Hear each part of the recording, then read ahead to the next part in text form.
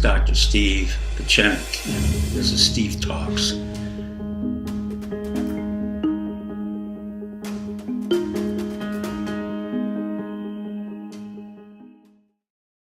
Hello, America.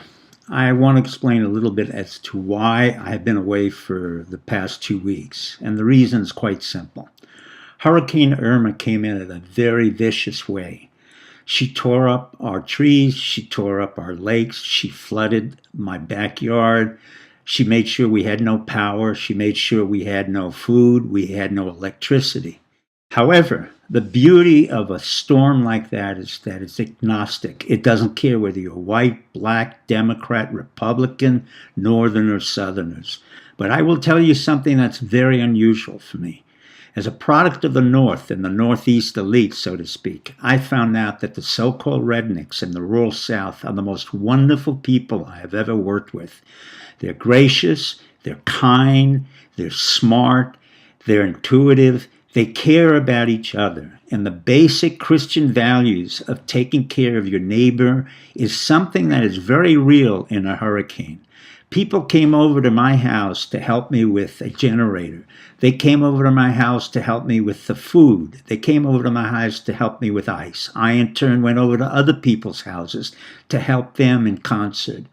We had trees that were destroying houses. We had trees that destroyed the roads. We had trees that had been destroying businesses. But despite all of that, we, the rednecks, and we, the people of the rural South, got together without any inspiration from the North, inspiration from the federal government, or even our local officials, and we got together to rebuild our neighborhood in north central Florida.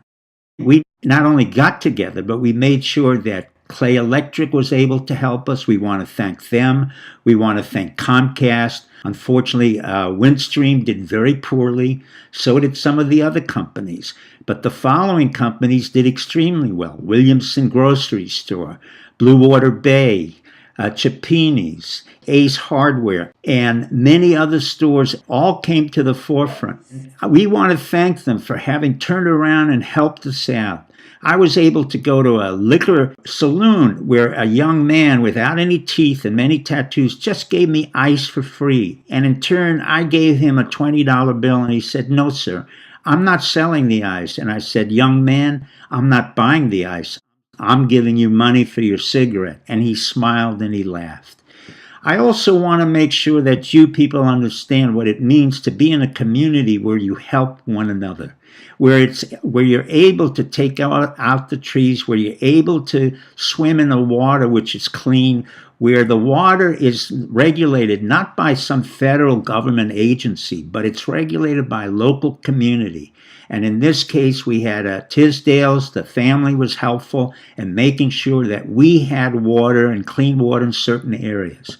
Unfortunately, some of our commissioners were not all that effective, and particularly, I would say, Bradford County. They were heavily paid by us, but not one commissioner showed up a week or 2 weeks later to see how we were doing, how their own people who paid them the highest amount of taxes, and including the county manager, Brad Carter, and all of the others who were well paid.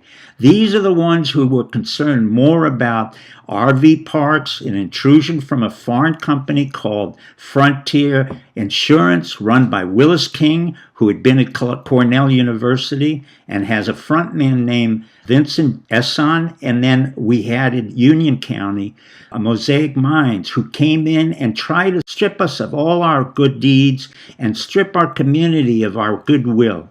And in turn, we went to Union County and we said, no more intrusions that we can stop. So together, we, the rural South, got together. We, the rednecks, got together and we said, you loot, we shoot.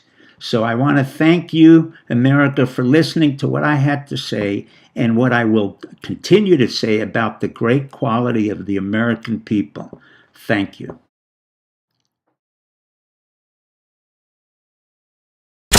Hi, this is Dr. Steve Pachenik, and this is Steve Talks.